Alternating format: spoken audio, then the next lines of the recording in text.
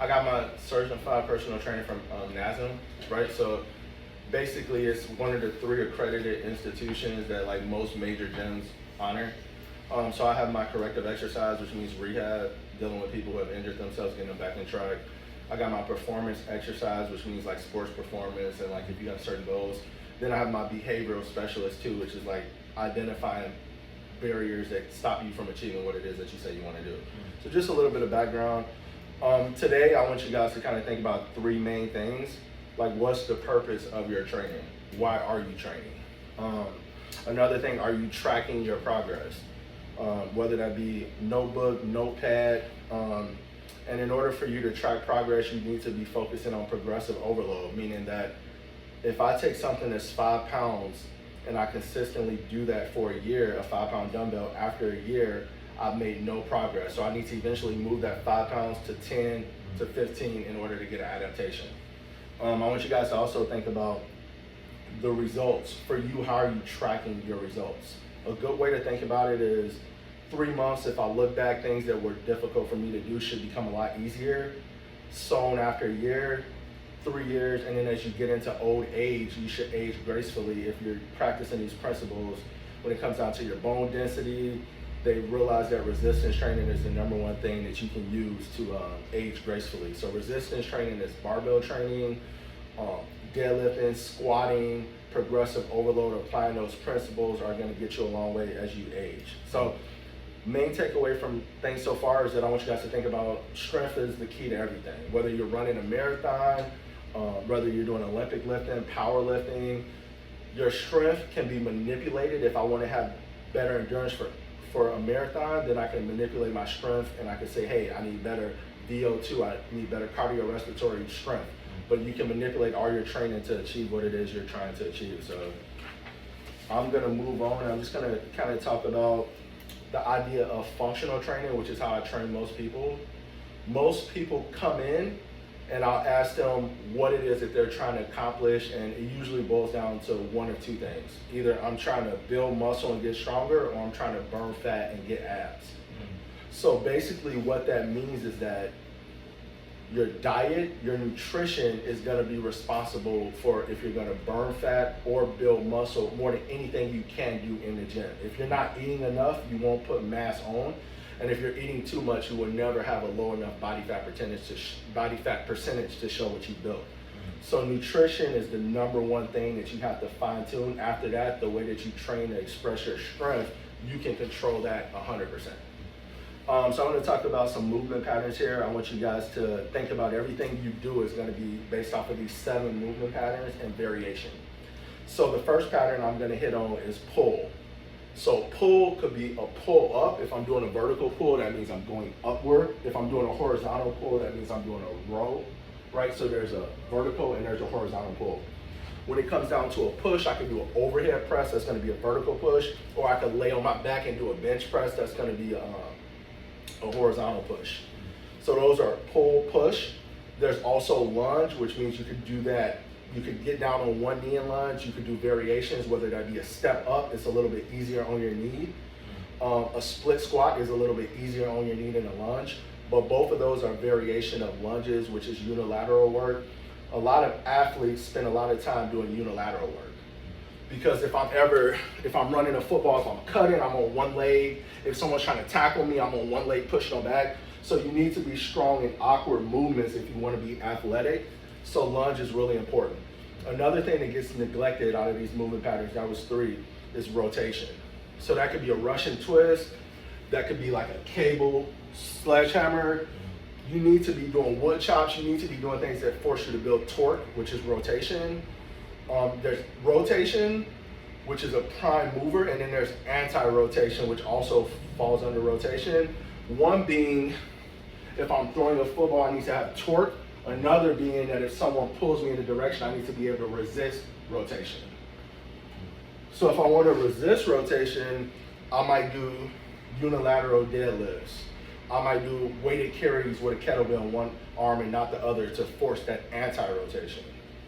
Another exercise that comes down when it comes down to, a movement pattern would be hip hinge. So hip hinge is going to be your deadlift.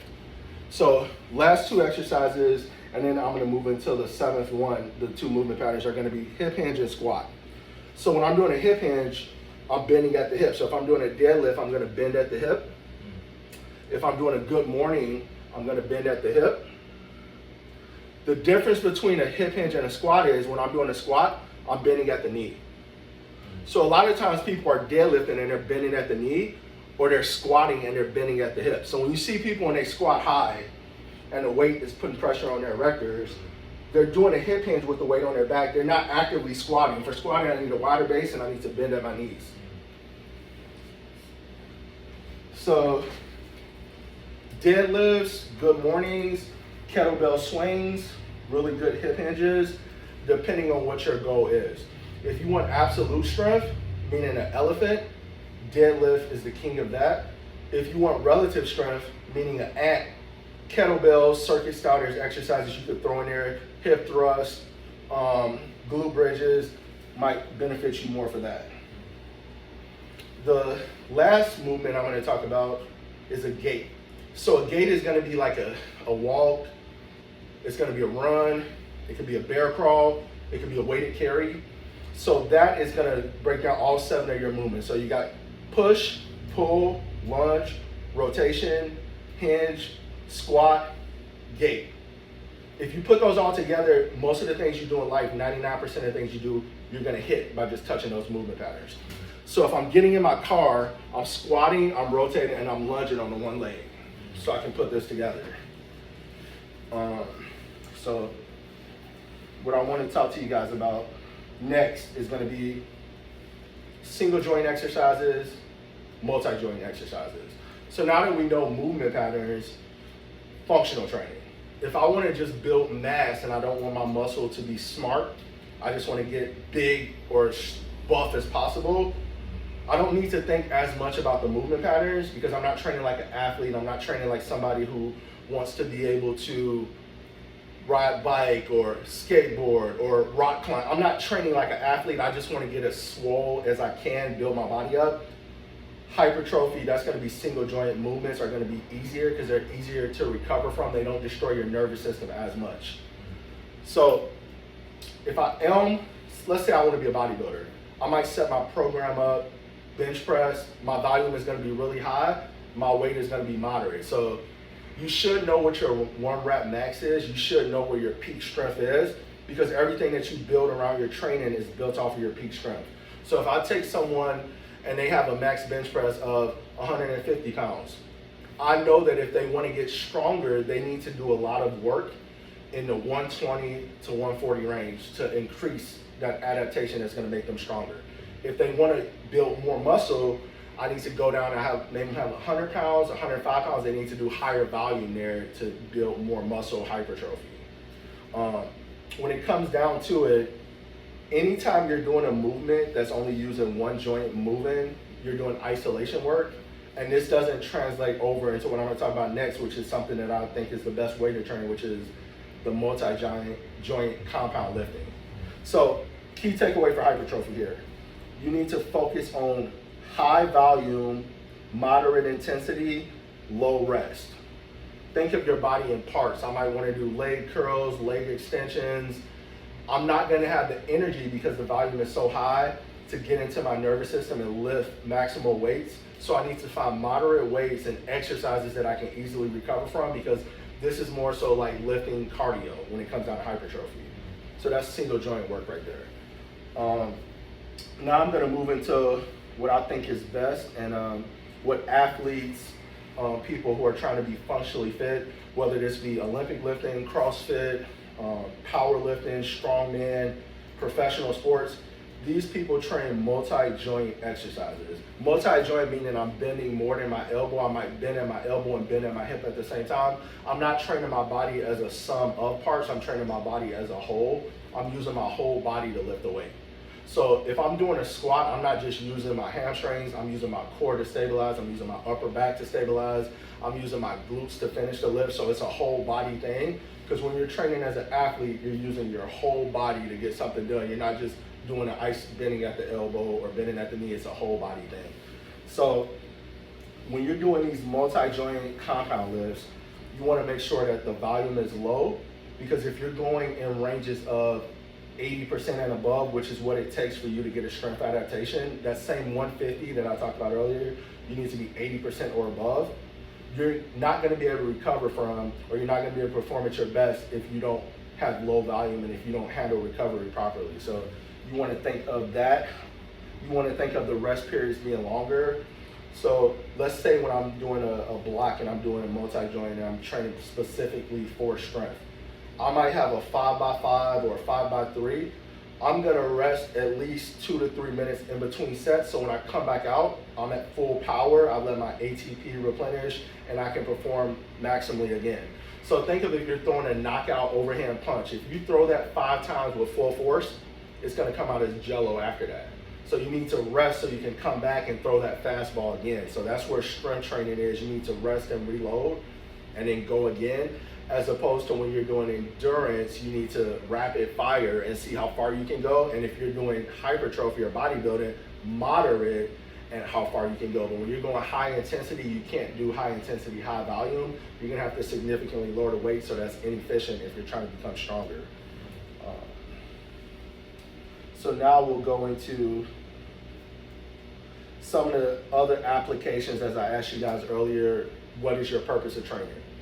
So now that we understand the difference in between the main two things, endurance, and there's 2 forms of endurance, whether that's hypertrophy for bodybuilding, muscular endurance, getting swole, or cardiovascular endurance, running, kind of getting your heart rate up, and then the absolute side. Now you can play on this pendulum. In the middle, there's conditioning, there's relative strength. You can kind of decide what's best for you. Have you guys heard of relative strength before? I've heard that term, but I don't understand, or I don't know the definition. Okay, so the relative strength means that I want you guys to think of the ant versus the elephant. The ant can basically put 20 times the amount that it weighs on its back and carry it through a small kind of, let's say, pond, or can carry it up a flight of stairs. The elephant can kind of flip your car upside down. So when you're thinking of relative strength, a good thing to think about is body weight multipliers. If you take someone who's 300 pounds and you ask them to do 10 pull-ups, it's gonna be difficult. If you take someone who's 150 pounds and you ask them to do 10 pull-ups and they do 40, they have better relative strength. Absolute strength is if I just take this 50-pound kettlebell and I see who can lift it above their head one time. That's gonna be who has the most absolute strength. Relative strength is how well do you do in body weight multipliers. The world's strongest man weighs about 450 pounds and he deadlifted 1,100 pounds. So his multiplier for his deadlift is less than 3 times. You might have someone who's 150 pounds and they can deadlift 460 pounds, so they have a 3-time multiplier, so they have better relative strength. So that's how you tell the difference between the two. So now that we understand strength being on one pendulum and endurance being manipulated on the other, now you can look at conditioning, you can be cross-trained, and what I want you guys to think of conditioning is GPP. You guys ever heard of GPP before? General physical preparedness. How winded do you get by just cutting your grass or carrying like a suitcase up a flight of stairs? Are you prepared for general activity? So that's conditioning. At its absolute most, you might see guys and I'm going away for camp for the summer, getting trained for training camp. There's a lot of conditioning to go supplement the cardio and the strength training. Rope pulls, you see football teams, rugby teams, there's conditioning work in there with that. So these are all different systems. So when I hear people say, I just want to, burn fat, or I just want to get stronger, you'd be best to kind of have a balanced approach and not neglect one. Because if you neglect one, it's eventually going to show up and do harm to the other. If someone, all they do is lift heavy all the time and they never do cardio, they never do unilateral work, they don't do any jumping, any sprinting, they're going to bend over to tie their shoe and they're going to be out of breath. If you take someone who only does cardio and they do no strength training, they're going to be lifting up their kid or trying to move their table and throw their back out. So you have to balance your training to be cross-trained with that. If I want to take someone and I want to make them more athletic, based off the principle that we talked about, I have them jump, I have them run, I have them do unilateral work, but the main thing that's going to be is, can this translate to what they're trying to do? So I hear a lot of people when they're saying that if I'm doing a squat and I have a lot of weight and I only do a quarter squat, it's somehow cheating, you're not doing it right. 90% of the time it is cheating, but what if I take someone who's like a shot putter and they don't need to go into that full range, they just need a quarter squat. So now it's more specific to what they're doing. So everything you do, as I said earlier, what is your purpose of training in the first place? You have to think about that. When it comes down to cardio specifically, there's 5 different heart rate zones, okay? So do you guys know kind of what heart rate zone 1 entails at all? I've seen these before because I've done some running in the past, but I don't remember the actual ranges. Okay, so heart rate 1 is 50 to 60%. This means that if I'm doing long distance running, I want my heart rate to be at least in zone 1 or zone 2 because I have to sustain it over a long period of time, right? So a lot of marathon runners, cyclists, they do heart rate zone 1 work because they want to be able to last a long time. They're not thinking of what I'll talk about later, heart rate zone 4 and 5. They're thinking about, hey, I got a marathon and I want to complete it in 4 hours. So they need to be able to sustain this zone 1 or zone 2 for up to 4 hours, right? So zone 1 means that I could talk to you guys how I'm talking to you now. I'm comfortable. If I'm running on the treadmill and I can maintain this, then I'm around zone 1. Zone 2 might be like I can still talk to you guys, but I'm a little bit more exaggerated. It takes a little bit more out of me. Zone 3, I might have a harder time talking to you guys and focusing what I'm doing, right? So zone 3 is going to be more so equipped for basketball, soccer, volleyball. Like, not everything you do in those sports, you're going to be at full capacity at all times. You're going to have to sustain that for like 60 minutes, depending on if you're doing what sport you're doing, 4 quarters. When I get past that and I go into zone 4, now you're starting to think of like sprinters, people who need to be as explosive as possible. Because what they do is, if they're doing a 40 meter or 100 meter, a lot of this stuff is less than 15 seconds. So they need to be able to maximize that zone 4 and zone 5 to full efficiency. Okay. All right, so I talked to you guys earlier when it came down to, you know, to come back around to like nutrition, calorie surplus, calorie deficit. So when you figure out what it is I'm training for, then you need to figure out what type of fuel do I need to be efficient in accomplishing what it is I set out to train for. So if I asked you, what is your main goal of training, or what do you want to get out of it, what would you say? To have more energy, but also be stronger. Okay, so having more energy, that can also, from me, from expertise, I can say, how is your sleeping? How's your recovery? What is your nutrition base? Are you eating the right foods to give you energy? And when you say to get stronger, the first thing I do, I spent some time at Lifetime Big Box Gym, and they have this thing called a SMART goal.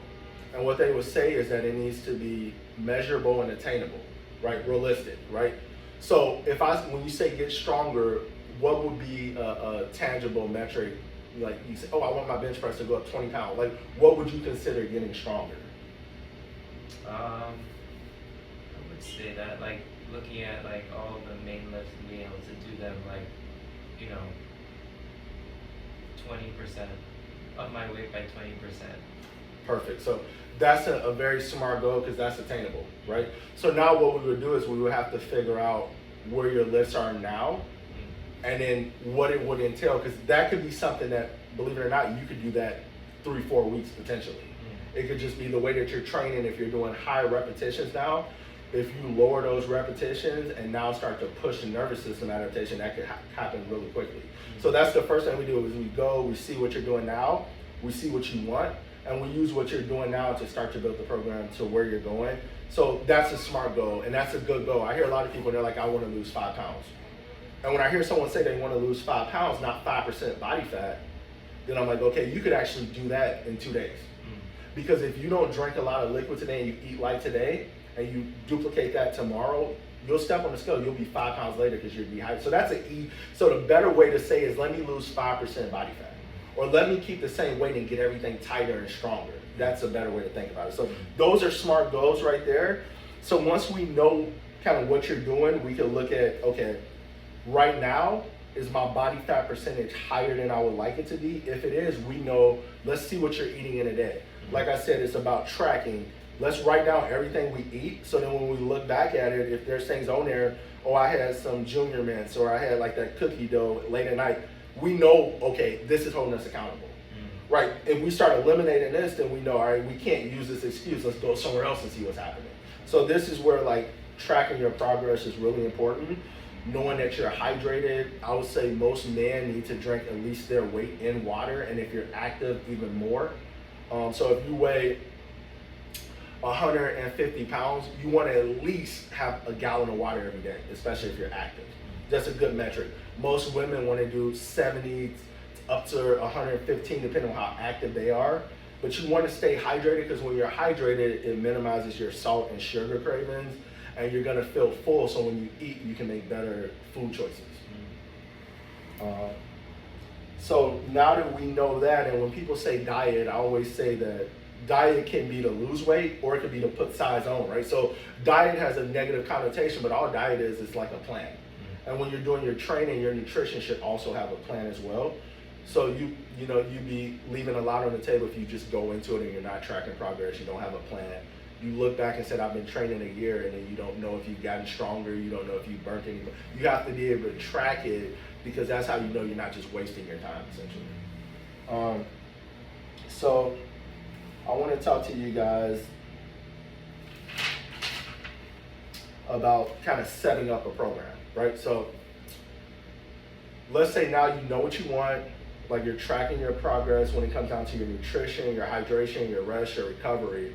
Now, depending on what you want to do, if you want to become absolute strength and you want to become as strong as possible, ideally you want to have your training around 4 days a week, and you want to kind of break that down into like movement patterns, right? So I could have a lower body push, I could have a lower body pull, I could have an upper body vertical, I could have an upper body horizontal. That's a good 4-day split, right? So if I'm doing a lower body push, I might throw my squat on there, I might throw my split squats on there, my unilateral work. At the end, if I want to get a little heart rate, I might do a little bit of box jumping, I might do a little bit of kind of ladder drills, I might do a little bit of HIIT cardio to finish it off while I'm on. Like, so this is how I can set up a program, but that's what I would do if I'm saying I'm building a program based off of strength, and I want to also be cross-training up so I'm not gassed going up the stairs. If I'm only focused on cardio, I can shorten and I can do like hour sessions, and I can do that more frequently because it's easier to recover from, because I'm not doing the heavy lifting that destroys the nervous system. A lot of time when you're doing heavy lifting, you might get up and leave and you're like, I feel energetic, but your body's not. Your body's really depleted after you do heavy deadlifts, heavy squats, heavy rows, heavy bench press, overhead press. You could go out, and when you go out into the field, or you go into the court, or you go out into the park, and you're doing normal things, this is where you could strain yourself, because your body's really in a fatigue state. You just can't feel it until you try to act on it, right? So when it comes down to that, like let's say if I want to set up a cardio program, I can do 5 times a week, I can do an hour session, I can do Monday through Friday, an hour each day, and that's easy to sustain, and that's more of a mental grind, which is why a lot of times fat loss is really just discipline and kind of mental grind. Because once you know where you're at, you just have to cut your calories, eat cleaner, eat neater, as opposed to someone who's lifting and eating for strength. A lot of times people who are eating for strength can eat whatever they want, because they really just want the carbs and the calories to sustain the mass it takes to move the heavy weight. But if I'm really focused on burning fat, my main thing, my discipline comes from my nutrition and my diet, right? So I gotta make sure that I'm actively eating a certain amount every day. And if I'm eating a certain amount every day and it's clean and neat, meaning that 1,500 calories, not from like Jollibee's or Paninos or like one of these food places, but I'm eating 1,500 calories a day, and it's brown rice, it's oats, it's lean chicken breast, protein shakes, eggs. If it's things like this, as opposed to just putting in 2 frozen pieces, there's a total difference in that. It's really hard to eat clean and neat and get over 2,500 calories a day eating meat. Your body is just not going to be able to handle that. So when people say they're eating clean, really look in your fridge and see if any of the foods have like fructose or corn syrup or cornstarch, because you could always eat cleaner and neater. The first thing I try to tell people when it comes down to eating is like, don't have empty, useless carbs and calories. So stay away from like the bubble teas, the mocha lattes. Like, if you want to do one thing, you can go pure water. If that gets boring, throw some lemon, throw some fruits in there to give it a little bit of flavor.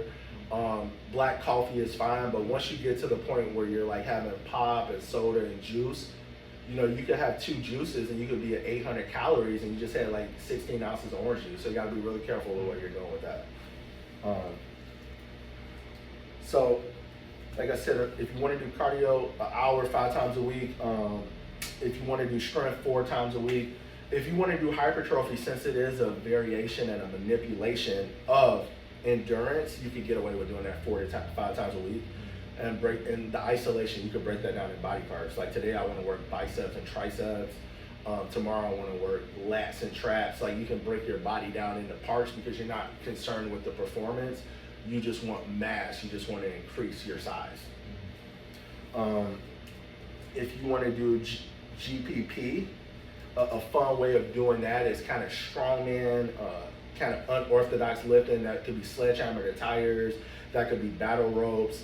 That could be sandbags, slam balls. Like this is a good way to get GPP in because it's a cardio element to it, but at the same time, you're also getting a strength adaptation too. Like, what can you handle, which goes well into that general physical preparedness, whether you're cutting your grass, painting your house, or you gotta, you know, change your tire on your car, move furniture. That's a good way to kind of keep the interest in. In my opinion, there are 3 supplements that are legal and natural, that have big benefits.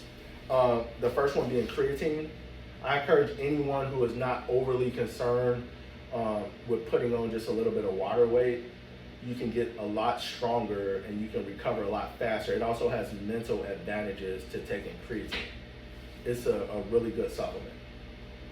A lot of these BCAAs and a lot of these supplements, it can be a scam. It has low reward, but when it comes to creatine, there's mental advantages, there's physical advantages. It's tried and true. If you're okay with a little bit of water retention and runny bowel movements, you'll be okay with creatine. But the main thing I'll say about creatine is if you're drinking creatine, the water retention comes from more hydration. So you're gonna at least want to get a gallon of water every day if you're on creatine, because what creatine is it's a supplement that's found in red meat. So when you powderize it and you turn it into supplementation, it's hard for your kidneys to digest. So you want to make sure that you're keeping those flushed with water. So it's really imperative if you do it to stay hydrated with it. Because if you wanted to get the standard dosage of creatine is about 5 grams. If you wanted to get 5 grams of creatine out of red meat, you probably have to eat like 12 or 13 steaks every day. So they take it out, extract it, put it in powder, and make it easy for you to get that amount. But you have to have the right hydration with that. Another one is caffeine when it comes to performance. Caffeine is something that's been known to give a 5 to 10% performance boost. So basically, it kind of works with your adrenal gland. It kind of gives you like a spark, and it's been known to have really good payoff and benefits when it comes down to high intensity activity. So caffeine and creatine, very much so proven and true. Probably the top 2 things naturally that you can go into a GNC or a vitamin shop and get and notice a benefit from. I would say be very careful with your tolerance. Just have enough, don't become dependent on it, and balance it. On days you're not training, don't use it. On days you are training, use it early so it can wear off. You're not staying up all night. But those 2 things are really good. And then the last one is kind of a supplement, but if you're eating a healthy, well-balanced diet, you can get away with out supplementing is protein. Right, so you want to think about how much protein you're getting a day. And an average rule is if you're really active, to try to get as much lean muscle mass as you have in protein, right?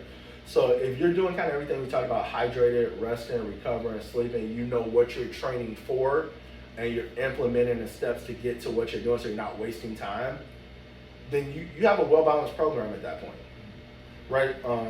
And the only thing that I say my job is in training is to give you the program and to keep you from getting injured. Those are 2 things I do, but the hard work, everyone has to do themselves. So I always say to my clients, like, if I could go and I could just lift their weights for them, I could do that in one day and be done, but they have to do the work. I'm just here to give them the expertise to keep them from getting injured and to keep them progressing. So that's the whole thing that a good coach or trainer should do, is to keep you progressing, to avoid injury. Motivation comes into play for sure, but at the end of the day, you have to do the work yourself. So I say everybody should try to get like 8 hours around of sleep. A lot of times people don't understand pro athletes and people who have the luxury sleep 10 hours to 11 hours every day, right? So they're able to perform at a high level because a lot of their job, especially in season, is sleeping. So they get paid to sleep to perform at a high level. Now, if you have kids or you have high demands, you got to balance that out. But a lot of times when you see people who are getting paid for athleticism, you got to understand that a lot of those guys go to sleep at 10 at night, they wake up at 10 the next morning. Most people are up already at work, have moved kids. So there's, like, you have to understand, in order to get the stew, you have to understand the ingredients inside of it as well. Some recovery things that you can use is SMR, which is self-myofascial release, meaning that foam rolling, Theragunning, massaging, one of the most tried and true ways to promote recovery. Contrast showers, meaning that you can go from really cold to really hot, trick the muscles, relax, stimulate the red blood cells to repair. Epsom salt baths, release inflammation. These are some things you can add in when you're training to make sure that when you come back, you're recovered for your next session. And I'll basically just kind of go over a rough down of like kind of all the big sports right now, and then I'll start to open it up for any questions if people have anything. Just to kind of clarify, powerlifting has hijacked a lot of the big movements, right? So the best, if I were to say 3 movements that you could do that can encompass like maximal strength growth and even muscular growth too: deadlift, squat, and bench press, right? But a lot of times, like, powerlifting stole that from strength training. So now whenever someone sees you doing any of these movements, they're like, are you a powerlifter? But really, powerlifting hijacked this because they say, hey, whoever has the strongest total is going to be the stronger person. So they're just using this as a metric. But really, in all sports, in all kind of competitions, for Highland Games, even strongman, CrossFit, these movements are usually beneficial. Powerlifting just kind of deboed and gangstered from everyone else. So bench, squat, deadlift. If I want to see somebody's upper body kind of muscularity and their pressing strength, I just have them bench press, right? Now, in my opinion, a more functional exercise is the overhead press. But if I just want to take somebody, most people don't do overhead press, it's really hard, they don't know much about it. But if I just want to take 10 people, 10 high schoolers or 10 adults and put them, who has the strongest bench press gives me an idea who has the strongest upper body. It's pretty easy. Most people run straight to the bench press, so it's kind of become the king of upper body exercises, right? They can do a lot of things with the squat. They can kind of look at a DEXA scan and they can kind of predict within 20 pounds of how much you can squat based off of the muscle mass you have in your lower extremity. So squat is also a good tool to kind of see how strong someone's lower body strength is. And it also has been hijacked by powerlifting too. And then the last one would be deadlift. Now, if I just want to see who's the strongest overall, then I get rid of the straps, the belts, and I just have someone double overhand deadlift. And there's a good percentage that overall, just objective strength, the strongest person with a double overhand deadlift is going to be the strongest person out of everyone in that environment. So these are kind of the 3 lifts that powerlifting stole because they're really beneficial, said these are ours. So now if you're a high school athlete or if you're a dad or a granddad just lifting, they're like, are you a power lifter? If they see you do it, no, you're just training for strength. Another is Olympic lifting, and that's kind of a sport of 2 exercises. You have the clean and jerk, and you have the snatch, right? So that's Olympic lifting in the whole, either you're cleaning or jerking or you're snatching, and a lot of Olympic lifters have a lot of power and explosiveness, but they don't have the absolute strength that you find in powerlifting and even in strongman. They generally, if you take the best Olympic lifters, they turn into the best athletes because they have high force production, right? So they understand how to use their nervous system. They have extremely strong cores, extremely strong mobility. So they're the best kind of athletes that translate to other sports. They jump high, they gotta be super explosive. They can't be grossly overweight because they have to be able to have mobility to duck underneath and catch the weight at the bottom of the snatch and the clean. So those are generally the most athletic and kind of fast twitch athletes. I just throw this out there as a caveat. Do you guys know the difference between fast twitch and slow twitch? So your body is composed of muscle fibers, right?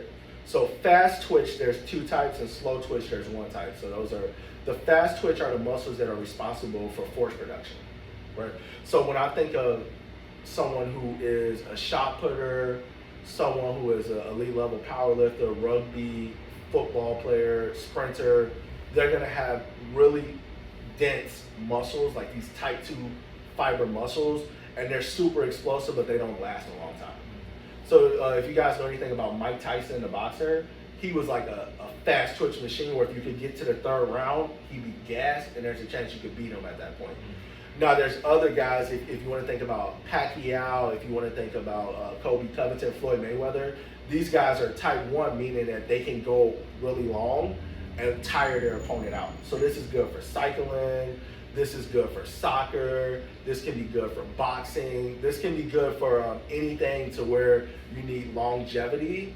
You lean into these type 1 fibers. Now we're all built up of more than others, but we can develop them to the best of our ability if we train to develop the other one that we're not good at. Like you could look at a lot of Kenyans and they do really well at marathon running, and you look at their bodies and their bodies are kind of all similar to a certain degree. And then you look at certain other lifters and certain other people, like, oh, they're more predisposition for power output. So Jamaicans, for some reason, do really well at sprinting. So you can kind of look at body types and get an idea of what muscle fibers you have. But in a lot of ways, you can always build the other. You just have to know how you're training. And those type 2 fast twitch fibers are trained through compound lifts, multi-joint exercises, high intensity. So kind of powerlifting, strongman, explosive work. And those type 1 fibers are more through endurance, they're more through cardiovascular, they're more so like, I have a body that can go forever as opposed to I have a body that can do a lot and then burn out. So we talked about powerlifting, we talked about Olympic lifting. Strongman essentially is a sport of odd object lifting. So every strongman competition is gonna basically have some form of sandbag, some form of deadlift, some form of weighted carry. It's gonna see who is basically the strongest functionally.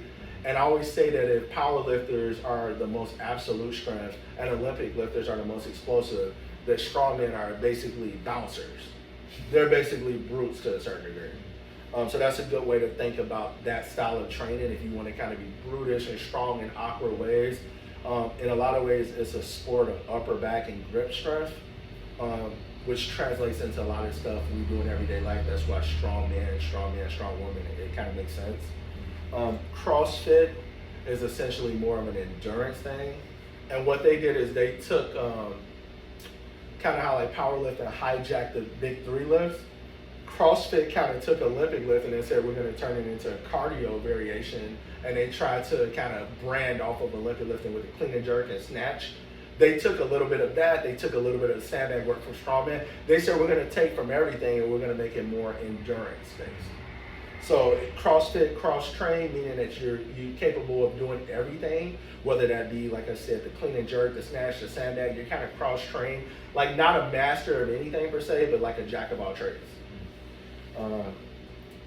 And bodybuilding, to me, it's not really a sport.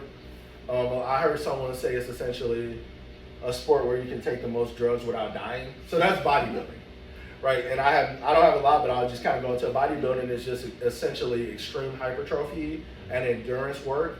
And you're training in a way of someone who is more of an endurance athlete, whether it be a cyclist or a marathon runner, but the supplementation, or bullshit aside, the steroids that bodybuilders take, your body responds differently. So you're training really high volume, and you're like, well, how can I do 100 reps and get mass like that? It's because the compounds that they're using promote a different change in the body. So if you train like that without the compounds, you'll be more endurance athlete, which is why natural bodybuilding and people who don't use steroids don't get those freakish looks that the people who do bodybuilding do, because they're training the same, but they don't have the same gas inside them. So yeah, just a couple things. Are there any questions from anybody at all about anything we talked about today? Yeah, a few questions. I think like going back to like talking about like your foundations of like, knowing your goals and then like what you need. The main one for me is like nutrition. So like, a lot of people talk about like, calorie counting and like tracking everything. Like when you're working towards a goal and like you need to focus on your nutrition, is that fully necessary, or are there other ways to do it, without like tracking like this every single little thing that I'm eating? Like I know, this is what it is, and I ate 2,156 calories Mhm. today. Like in a practical sense, because Right. it's not the easiest thing, I think. No, I think there definitely is. When I hear that, then I hear it kind of like, okay, I want to be cross-trained. I don't want to be over-consumed about this number counting. Yeah. So the best way to do that is that you can track your progress in a different way, right? So I can go in my fridge and I could throw away all the garbage, but I could also have some things in there that I like at the same time too. But I need to be able to track what I'm doing in the gym. So if I'm improving my cardio in the gym or my strength in the gym, that's going to lead to improvement for me, and I'm going to put on more muscle, which burns more fat in the same way. So to have that lifestyle where you're like, I don't want to count calories all day, every day, then really you can more so focus on your training style and your progressive overload. And then if I'm able to know that I'm able to build muscle, that's going to in turn burn more fat, and I don't have to live looking at my calories every single day. So I would say have an idea, but you don't have to hyper focus on it. As long as you're training hard, it'll balance itself out at the end of the day. But still being like aware. Be aware for sure. Yeah. And I would say it's less about not eating and more about not eating garbage, right? So like if anything that's processed, you want to stay completely away from. Yeah. Like I'll show you guys, but like when I met my wife, I was about 180 pounds.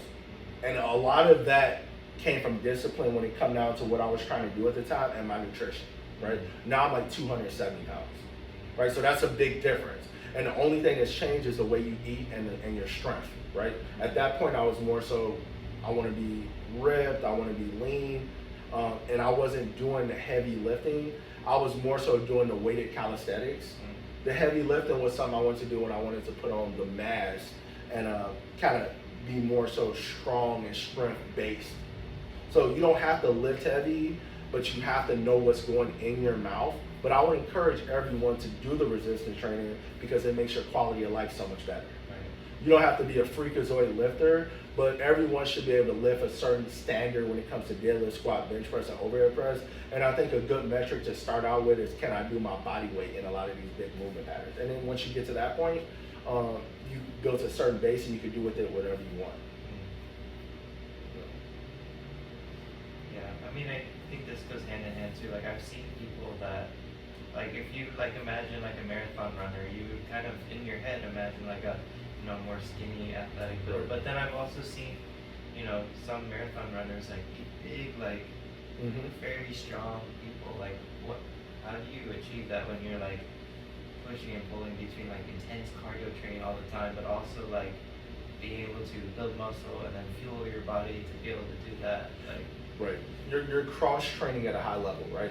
So you have a threshold. If you're saying that maybe they got to a point where, okay, I can deadlift, I can squat, I can bench press my body weight, I do this consistently, but also at the same time, my endurance and my cardiovascular is really good, right? So maybe they might start out, okay, once I build up my strength so I can do certain lifts in the gym that are respectable for my size, now I'm gonna go do a 5K, right? And once I do the 5K, now maybe I'll do a 10K, right? So they built that up because your endurance and your cardio is a muscle just like your body, just like your core. Every system that you use is a muscle, and if you don't train it, then it becomes harder to awaken, especially as you age, right? So you want to think about it like, just because I'm lifting a lot of weights, can I jump? Can I move? Can I run? Can I do a 5K, right? Because can I cycle without getting out of breath? So you always want to have a certain amount of cross training. And if you're really focusing on strength, that's why I said earlier, adding a hit in there, adding a jumping in there, because you don't want to get too stiff and too rigid. Because once you get too stiff and too rigid, what that says is that I don't have really good control over my body, right? My body awareness and kind of my body expression is very poor. And that's when that leads to like that stiffness or that body that's kind of bulky and clunky that can't really perform, right? You see, we used the example earlier, what about that 300-pound person who can do 12 to 20 pull-ups with great form, right? There's people like that who exist too. And then there's people who are 300 pounds who, in a way of building up, if they built up off of strength, they didn't keep that body awareness and expression, right? So I say a lot of times as you put muscle on, run, jump, do calisthenics, do push-ups, do dips, because as you're building this new body with muscle, you don't want to become so rigid and lose some of the mobility that you had before. Yeah. So to answer your question, I would say that it started probably as a 5K, and then it built, and then it built, and then they got to a point where they could run a marathon, and they added in what they were doing and balanced it out to where they were cross-trained, even if that meant like every week I'm gonna run 5 miles, and then I'm gonna run 6 miles, and built that up. It wasn't something that just happened, it was something that they really dedicated and kind of worked toward doing in a lot of ways. Because nobody who isn't running a marathon, but lifting would just like wake up one day and be like, I'm gonna do it and be able to do it. They had to work into that to turn it. All right, guys. Any other questions or? Are you? Yeah, I mean, I think last question for me is just like, you know, I'm someone who's always been like really, really skinny, and like my lifestyle is always based around like cardio. Like my dad's like likes extreme sports. I grew up surfing, skateboarding, biking, you know, started running too, and then like, you know, entering like the gym later on in life and trying to like build up muscle for strength is, I feel like it's been like a difficult thing because like I feel like I'm so active that like to be able to eat the amount that I need to fuel my muscles to do that, but also like continue doing all these other things, like it's I feel like it's tough. So what would you say is like the most important thing in that regard? I would say for you, progressive overload. That's the number one thing for you. You got to know what you're capable of doing now. That's got to be your base. And then this time next year, you have to perform, you have to build that to something greater. But you have a really good problem, right? So when you're saying that this is something that's become, a lot of people wish that they could kind of eat and not put weight on or not put useless mass on. You have a high metabolism, so you can get away with eating things. So if you apply that same cardiovascular intensity to your lifting, you will see really good benefits really quickly. So the first thing is like, if I ask you how much are you deadlifting right now, how much are you squatting right now, how much are you bench pressing right now, would you know like your max lifter? Like if I asked you to do, what's the heaviest you could do once or twice on the deadlift, would you know?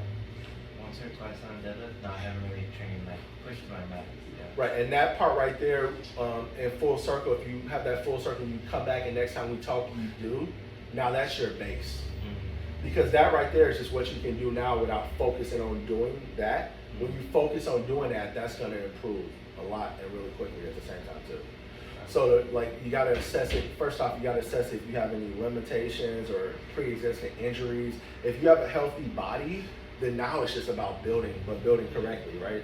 Making sure that form and breathing and bracing, and you know what you're doing and how to cycle through that. But as far as like putting the mass on, your body right now doesn't have a reason to put the mass on because right now you don't know what your top lifts are. So your body's like, okay, we're cool right here. Why would I change?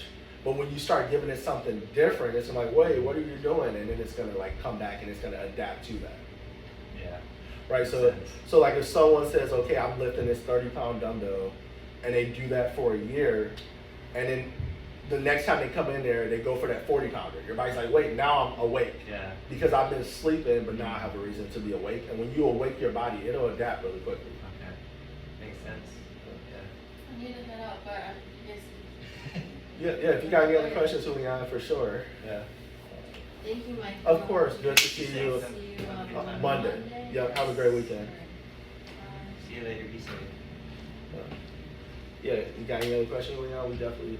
I mean, no, those are all really good things. I think, like, yeah, knowing where I'm at and then being able to push, because obviously, too, like, maybe doing things on your own, like, you could push more when you don't necessarily, you're like, oh, just, you know, trying to figure it out or whatever, but, that, you know, everything you said today is, like, I think makes a lot of sense. Like, in a practical sense, like you said, progressive overload, it's just, like, the adaptation.